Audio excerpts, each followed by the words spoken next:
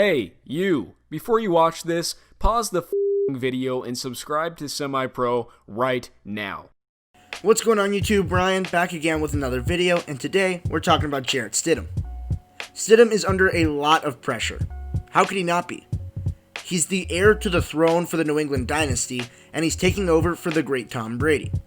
Typically, in any normal situation, Stidham wouldn't have even had a chance to be a successful starter, or even be in the situation where he would be a starter, especially this early in his career. He's a second-year, fourth-round pick. And yes, Dak Prescott got a chance early, but that was due to injury to Tony Romo. And Russell Wilson got a chance as a third-round pick, but he earned that with his play. Stidham wasn't thrust into the starting role due to unforeseen circumstances like an injury, and he definitely didn't earn it with his play on the field either. The Patriots are rolling into next season with the plan that Stidham would be the starter. The closest comparison that I can think of is what the Chiefs did with Patrick Mahomes. The difference being Mahomes was a first-round pick, and he had already started an NFL game, so the Chiefs could see what they had, and it was clear that he was probably going to work out.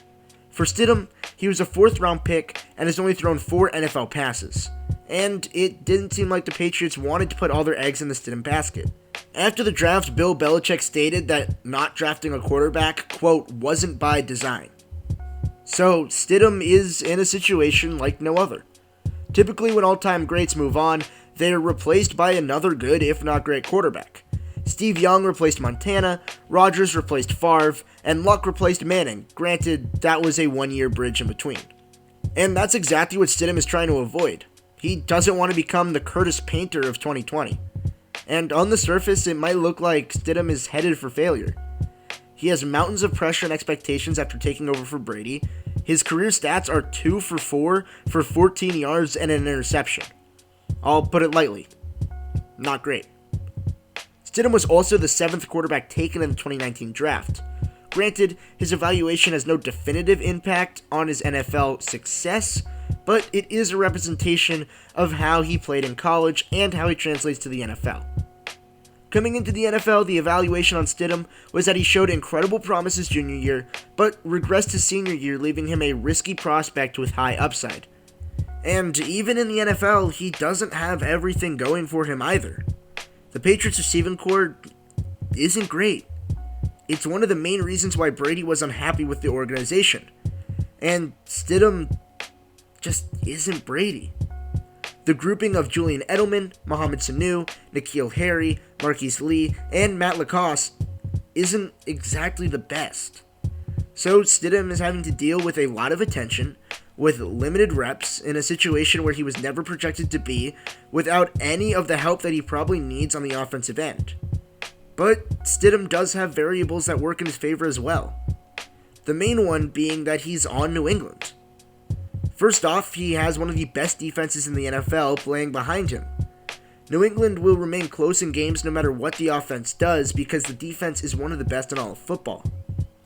All Stidham has to do is not turn the ball over multiple times a game and be a complementary aspect to this team. No one's asking him to carry the New England Patriots, but if he cedes a lot of the production to the running game and trusts his defense and doesn't put them in rough spots, then Stidham could definitely work out. The other reason why the Patriots could really help out Stidham is because they have a history of making marginal quarterbacks work. In 2008, Matt Castle had tremendous success in New England, despite showing later in his career that he was not a talented quarterback.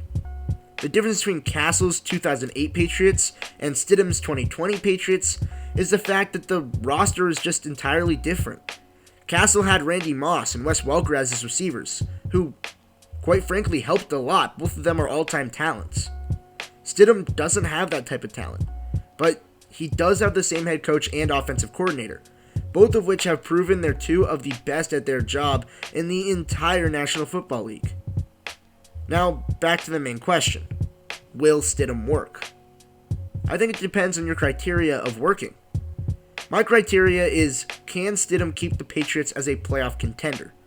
They don't have to make the postseason, but they do at least have to finish around 500 and have a chance at the playoffs somewhere near the end of the year. If you judge him by that criteria, then I think he has a very realistic chance of working and meeting expectations. But there are always variables in the NFL.